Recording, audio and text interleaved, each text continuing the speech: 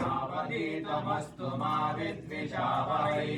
ॐ शान्तिश्शान्तिश्शान्तिः।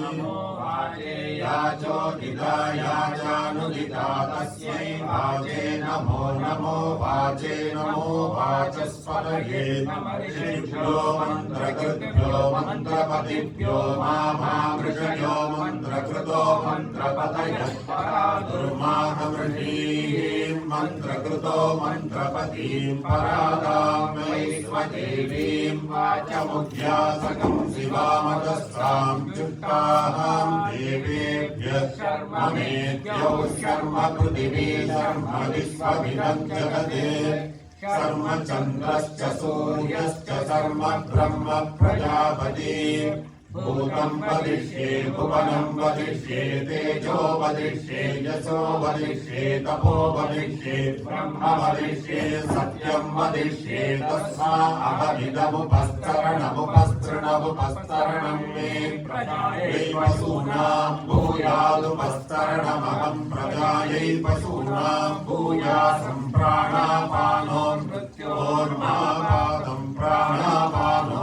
मामाहासिष्टं मधुमनिष्ये मधुजनिष्ये मधुवक्ष्यामि मधुवदिष्यामि मधुमतीं देवेभ्यो वाचमुद्यासकं शुश्रूषेण्यां मनुष्येभ्यः सम्मा देवा अवन्तु शोभायै पितरो नुमन्तु।